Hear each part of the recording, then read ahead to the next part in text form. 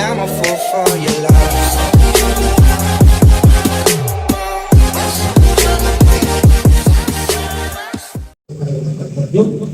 ಇವತ್ತು ಎಲ್ಲ ವಿಶ್ವವಿದ್ಯಾಲಯಗಳು ಈ ಒಂದು ವಿಷಯವನ್ನು ಬೋಧನೆ ಮಾಡ್ತಿದ್ದಾರೆ. ವಿಶೇಷವಾಗಿ 5 ದಿನ ಸಮಾಜ ಕಾರ್ಯ ಶಿಬಿರದ ಉದ್ದೇಶ ಏನಪ್ಪಾ ಅಂತಂದರೆ, ವಿದ್ಯಾರ್ಥಿಗಳಿಗೆ ನಮ್ಮದು ವಿಶ್ವವಿದ್ಯಾಲಯದ ಪಠ್ಯಕ್ರಮದ ಅನುಸಾರವಾಗಿ ಹಾಗೂ UGC ಕರಿಕ್ಯುಲಮ್ ಡೆವಲಪ್ಮೆಂಟ್ ರಿಪೋರ್ಟ್ ಅನುಗುಣವಾಗಿ ವಿದ್ಯಾರ್ಥಿಗಳು ತಮ್ಮ ಒಂದು ಕಲಿಕೆಯ ಜೊತೆಗೆ ಪ್ರಾಯೋಗಿಕ ಪರೀಕ್ಷೆ ಅಂತೇಳಿ ನಾವೇನು ಕ್ಷೇತ್ರ ಕಾರ್ಯವನ್ನು ನಿಮಗೆ ರೆಗ್ಯುಲರ್ ಮಾಡಿಸ್ತೇವೆ, ಅದೇ ರೀತಿ 5 ದಿನಗಳ ಕಾಲ ನಾವು ರೆಗ್ಯುಲರ್ ಯೂನಿವರ್ಸಿಟಿ 10 ದಿನ ಕ್ಯಾಂಪನ್ನು ಮಾಡಿ ವಿದ್ಯಾರ್ಥಿಗಳು ಅದೇ ಗ್ರಾಮದಲ್ಲಿ ವಾಸ್ತವ್ಯ ಹೋಗಬೇಕಾಗುತ್ತೆ. ಬಟ್ ನಾವು ಇದು ಡಿಸ್ಟೆನ್ಸ್ ಮೋಡ್ ಆಗಿರೋದ್ರಿಂದ ನಮ್ಮ ಸಿಲೆಬಸ್ 5 ದಿನ ಇರೋದ್ರಿಂದ 5 ದಿನ ವಿದ್ಯಾರ್ಥಿಗಳು ನಮ್ಮ ಸಂಖ್ಯೆ ಕೂಡ ದೊಡ್ಡದಿದೆ. 129 ವಿದ್ಯಾರ್ಥಿಗಳು ಫಸ್ಟ್ ಬ್ಯಾಚ್ನಲ್ಲಿ ಇರತಕ್ಕಂಥದ್ದು. ಸೊ ಇಲ್ಲಿ ವಾಸ್ತವ್ಯ ಹೂಡಲಿಕ್ಕೆ ಸಮಸ್ಯೆ ಆಗ್ತಾ ಇರತಕ್ಕಂಥ ಕಾರಣದಿಂದ ನಾವು ವಿದ್ಯಾರ್ಥಿಗಳು ಸಾಯಂಕಾಲ ಅವರಿಗೆ ವಿಶ್ವವಿದ್ಯಾಲಯದ ಹಾಸ್ಟೆಲ್ಗಳಿಗೆ ನಿರ್ವಹಿಸಲಿಕ್ಕೆ ಮತ್ತು ಅವ್ರ ಮನೆಯಲ್ಲಿ ಹೋಗಲಿಕ್ಕೆ ನಾವು ಅವಕಾಶ ಮಾಡಿಕೊಟ್ಟಿದ್ದೇವೆ. ಇದರ ಉದ್ದೇಶ ಇಷ್ಟೇ, ಏನಂತಂದರೆ ಈ ಗ್ರಾಮೀಣ ಶಿಬಿರದ ಉದ್ದೇಶ ಅಂತಂದರೆ, ನೀವು ಸಮಾಜ ಕಾರ್ಯದಲ್ಲಿ ಸಿದ್ಧಾಂತಗಳನ್ನು ಓದ್ತೀರಿ, ತತ್ವಗಳನ್ನು ಓದ್ತೀರಿ, ಕೌಶಲ್ಯಗಳನ್ನು ಓದ್ತೀರಿ, ತಂತ್ರಗಳನ್ನು ಓದ್ತೀರಿ. ಈ ಓದೋದ್ರ ಜೊತೆಗೆ ಇವುಗಳನ್ನು ಯಾವ ರೀತಿ ನೀವು ನಿಮ್ಮ ನಿಜ ಜೀವನದಲ್ಲಿ ಸಮಾಜ ಕಾರ್ಯದಲ್ಲಿ ಸ್ನಾತಕೋತ್ತರ ಪದವಿ ಪಡೆದ ನಂತರ ವಿವಿಧ ಕ್ಷೇತ್ರಗಳಲ್ಲಿ ನೀವು ಕೆಲಸ ಮಾಡ್ತಕ್ಕಂಥ ಸಂದರ್ಭದಲ್ಲಿ ಯಾವ ರೀತಿ ಈ ನೀವು ಪಡೆದಂಥ ಶಿಕ್ಷಣ ನಿಮಗೆ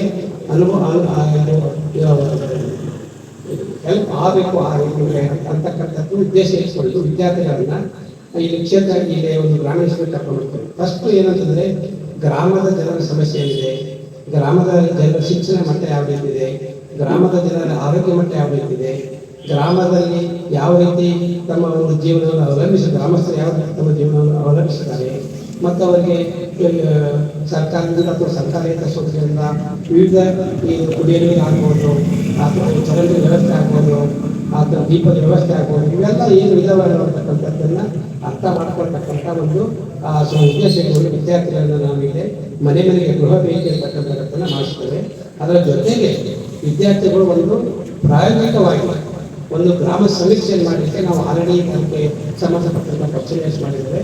ವಿದ್ಯಾರ್ಥಿಗಳು ಮನೆಗೆ ಹೋಗಿ 5 ಮನೆಗೆ ವಿದ್ಯಾರ್ಥಿ 5 ಮನೆಗೆ ಹೋಗಿ ಆ ಮಾಹಿತಿಯನ್ನು ಕಲೆಕ್ಟ್ ಮಾಡಬೇಕು. ಮಾಹಿತಿ ಕಲೆಕ್ಟ್ ಮಾಡಿದ ದತ್ತಾಂಶಗಳನ್ನು ವಿಶ್ಲೇಷಣೆ ಮಾಡಬೇಕು. ಅದು ಟ್ರೈನಿಂಗ್ ಸ್ಟೂಡೆಂಟ್ಸ್ಗೆ ಈ ಡೇಟಾ ಕಲೆಕ್ಟ್ ಮಾಡ್ಕೊಂಡು ನಂತರ ಅವ್ರು ಯಾವ ರೀತಿ ಅದನ್ನು ರಿಪೋರ್ಟ್ ತಯಾರು ಮಾಡಬೇಕು ಅಂತಕ್ಕಂಥದ್ದು ಕೂಡ ಈ ಒಂದು ಶಿಬಿರದಲ್ಲಿ ನಾವು ಅದನ್ನು ವಿದ್ಯಾರ್ಥಿಗಳಿಗೆ ತಿಳಿಸ್ಕೊಡ್ತೇವೆ. ಅದರ ಜೊತೆಗೆ ವಿವಿಧ ಸಂಪನ್ಮೂಲ ವ್ಯಕ್ತಿಗಳನ್ನು ಕರೆಸಿ, ಈಗ ಆರೋಗ್ಯದ ಬಗ್ಗೆ ಇರ್ಬೋದು, ಮಹಿಳಾ ಮತ್ತು ಮಕ್ಕಳ ಅಭಿವೃದ್ಧಿ ಬಗ್ಗೆ ಇರ್ಬೋದು, ಮಾನಸಿಕ ಕಾಯಿಲೆ ಬಗ್ಗೆ ಇರ್ಬೋದು, ಅಥವಾ ಸರ್ಕಾರೇತರ ಸಂಸ್ಥೆಗಳ ಬಗ್ಗೆ ಇರ್ಬೋದು, ಸರ್ಕಾರ ಮತ್ತು ಸರ್ಕಾರದಿಂದ ಕೊಟ್ಟಂಥ ಏನು ವಿವಿಧ ಕಲ್ಯಾಣ ಕಾರ್ಯಕ್ರಮಗಳ ಬಗ್ಗೆ ಇರ್ಬೋದು, ಸಂಪನ್ಮೂಲ ವ್ಯಕ್ತಿಗಳು ಬಂದು ಇಲ್ಲೇ ವಿದ್ಯಾರ್ಥಿಗಳಿಗೆ ಅದರ ಬಗ್ಗೆ ಒಂದು ಏನೋ ಈ ಉಪನ್ಯಾಸ ನೀಡ್ತಾರೆ. ಮತ್ತು ಜೊತೆಗೆ ನಾವು ಗ್ರಾಮಸ್ಥರು ಕೂಡ ಅದರಲ್ಲಿ ಅಳವಡಿಸ್ತೇವೆ. ಇನ್ನೊಂದು ಮೂಲ ಉದ್ದೇಶ ಏನಪ್ಪ ಅಂತಂದರೆ, ವಿದ್ಯಾರ್ಥಿಗಳು ಬೇರೆ ಬೇರೆ ಊರಿಂದ ಬರ್ತಾರೆ. ಒಂದು ವೆಲ್ನೆಟ್ ಗ್ರೂಪ್ ಅಂದರೆ ಒಂದು ಗ್ರೂಪ್ ಆಗಿ ವಿದ್ಯಾರ್ಥಿಗಳು ಯಾವ ರೀತಿ ಪರಸ್ಪರರು ಅವರ ಅರ್ಥೈಸಿಕೊಂಡು ಯಾವ ರೀತಿ ಒಂದು ವಿಭಾಗದಲ್ಲಿ ಒಂದು ಸಮಾಜ ಕಾರ್ಯ ಒಂದು ಕುಟುಂಬ ಅಂತಕ್ಕಂಥದ್ದು ಒಂದು ಮನಸ್ಸಲ್ಲಿ ಇಟ್ಕೊಂಡು ಯಾವ ರೀತಿ ಕೆಲಸ ಮಾಡಬೇಕು. ಯಾಕಂದರೆ ಈಗ without the work will not be completed. You need so you have to collect to work. ಅದಕ್ಕೆ ಆ ಒಂದು ಉದ್ದೇಶವನ್ನು ಕೂಡ ವಿದ್ಯಾರ್ಥಿಗಳಿಗೆ ಯಾವ ರೀತಿ ಅವ್ರ ಅನುಭವಗಳಾಗ್ತವೆ. 5 ದಿನ ಇದ್ದಂತ ಅವ್ರು ತಂದು ನಾವು ಸಮಾರಂಭದಲ್ಲಿ ಅವರಿಗೆ ನೀವು ಮಾತಾಡಿ ನಿಮ್ಮ ಅನುಭವಗಳನ್ನು ಹೇಳ್ತಾರೆ. ನಮಗೆ ಫಸ್ಟ್ ದಿನ ಬಂದ ಹೇಗಾಯಿತು, ಸೆಕೆಂಡ್ ಡೇ ಹೇಗಾಯಿತು, ಥರ್ಡ್ ಡೇ ಹೇಗಾಯಿತು, ನಾವು ಸಮಾಜ ಕಾರ್ಯ ನಿಜವಾಗಿ ಹೊಂದಿರುವಂಥ ವಿಷಯಕ್ಕೂ ಮತ್ತು ಪ್ರಾಯೋಗಿಕವಾಗಿ ಒಂದು ಕಾರ್ಯ ಮಾಡ್ತಕ್ಕಂಥ ವಿಷಯಕ್ಕೂ ತುಲನೆ ಮಾಡಿ ನೋಡಿದಾಗೆ ನಮಗೆ ತುಂಬ ಒಳ್ಳೆಯ ಅನುಭವ ಆಯಿತು ಸರ್. ಇದು ನಮ್ಮ ಜೀವನದಲ್ಲಿ ಮುಂದೆ ಒಳ್ಳೆಯ ಸಹಾಯಕಾರಿ ಕೆಲಸ ಮಾಡ್ತಾ ಇರ್ತಕ್ಕಂಥದ್ದು ವಿದ್ಯಾರ್ಥಿಗಳಿಂದ ಬರುತ್ತೆ. ನಾಳೆ ಈಗ 5 ದಿನ ಇದ್ದಂತೆ. ಸೊ ಇದು ಈ ಒಂದು ಸಂಕ್ಷಿಪ್ತವಾಗಿ ವಿದ್ಯಾರ್ಥಿಗಳಿಗೆ ಈ ಒಂದು ಗ್ರಾಮೀಣ ಶಿಬಿರ ಆಗ್ತಕ್ಕಂಥ ಒಂದು ಅನುಭವಗಳು. ಆದರೆ ಇದು ಮತ್ತು ನಾವು ಮಾಡ್ತಕ್ಕಂಥ ಪಾಠ ಪ್ರವಚನಗಳಿಗೆ ಯಾವ ರೀತಿ ಇದು ಸರಿ ಹೋಗುತ್ತೆ ಅಂತಕ್ಕಂಥದ್ದನ್ನು ಉದ್ದೇಶ ಇಟ್ಕೊಂಡು ಈ ಕ್ಯಾಂಪ್ಗಳನ್ನು ಮಾಡ್ತೀವಿ ನಾವು. ಸೊ ಇದಕ್ಕೆ ವಿದ್ಯಾರ್ಥಿಗಳು ಆ ಕ್ಯಾಂಪನ್ನು ಮಾಡಿದ್ದು, ಸರ್ ಇದು ಕ್ಯಾಂಪ್ ಮಾಡಿ ಬಂದ ನಂತರ ಇದು ರಿಪೋರ್ಟ್ಗಳನ್ನು ಅವರು ಅವತ್ತೇ ತಯಾರು ಮಾಡಬೇಕು.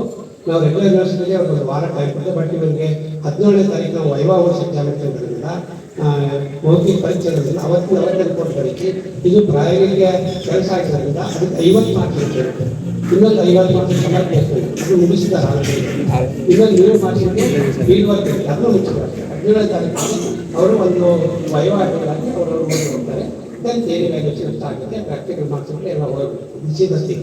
ಸೊ ಅದಕ್ಕೆ ವಿದ್ಯಾರ್ಥಿಗಳು ಈಗ ಇದು ಒಂದು ಅವರಿಗೆ ಅನುಭವ. ಯಾಕಂದ್ರೆ ನೋಡಿ ಕೇಳಿದ್ದಾರೆ ಅವರು ಎಲ್ಲರೂ ಸಮಾಜಕ್ಕಾರೆ ಸ್ನಾತಕೋತ್ತರ ಪದವಿ ಮಾಡಿದ್ರು, ತಮ್ಮ ಸ್ನೇಹಿತರಿದ್ದಾರೆ, ತಮ್ಮ ಊರಲ್ಲಿ ಕೆಲವರು ಕೆಲಸ ಮಾಡೋರಿದ್ದಾರೆ.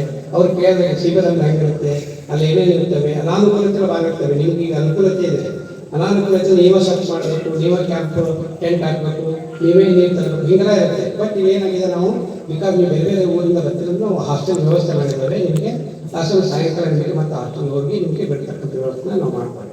ಸೊ ಇದು ವಿದ್ಯಾರ್ಥಿಗಳಿಗೆ ಪ್ರಾಯೋಗಿಕವಾಗಿ ಒಂದು ಗ್ರಾಮದ ಜೀವನ ಮಟ್ಟ ಯಾವ ರೀತಿ ಇರುತ್ತೆ ಮತ್ತು ನಾಳೆ ಅವರು ಸ್ನಾತಕೋತ್ತರ ಸಮಾಜಕಾರಿ ಪದವಿಯನ್ನು ಪಡೆದ ನಂತರ ವಿವಿಧ ಕ್ಷೇತ್ರದಲ್ಲಿ ಕೆಲಸ ಮಾಡ್ತಾರೆ.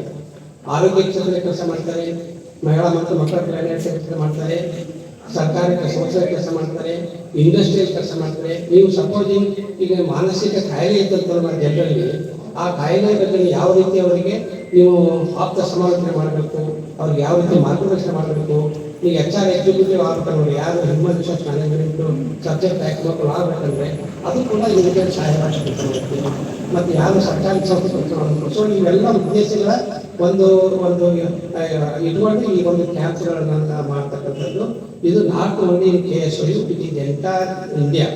All universities in India, all Indian universities are having the same syllabus and same the practical program. This is the curriculum development report of UGC, third review committee in Niranjan local ಅವರು submit ಮಾಡಿದ್ರು. ಆ ರಿಪೋರ್ಟನ್ನು ಇಟ್ಕೊಂಡು ನಾವು syllabus ಮಾಡಿರೋಸ್ತೇವೆ. ಅಲ್ಲಿ ಇಲ್ಲಿ small ವ್ಯತ್ಯಾಸ ಇರುತ್ತೆ ಹೊರತಾಗಿ ಭಾರತ ದೇಶದ ಎಲ್ಲೇ ಯಾವುದೇ ಯೂನಿವರ್ಸಿಟಿ ಹೋದರೂ ಕೂಡ ನೀವು ಸಿಲೆಬಸ್ ಸೇಮ್. ನಿಮ್ಮ ಮೆಥಡ್ಸ್ ಆಫ್ ಸೋಷಿಯಲ್ ವರ್ಕ್, ನಿಮ್ಮದು techniques of social work, skills of social work ಇವೆಲ್ಲೂ ಚೇಂಜ್ ಆಗಲ್ಲ. ಓನ್ಲಿ ಆಪ್ಷನಲ್ ಪೇಪರ್ನಲ್ಲಿ ನಾವು ಆ ರೀಜನಲ್ ಭೌಗೋಳಿಕ ಲಕ್ಷ್ಯನ ಇಟ್ಕೊಂಡು ನಾವು ಸ್ವಲ್ಪ ಚೇಂಜ್ ಮಾಡಿರ್ತೇವೆ. But methods of social work never change whether in India or in western countries, ಎಲ್ಲ ಕಡೆ ಸೇಮ್ ಇರುತ್ತೆ.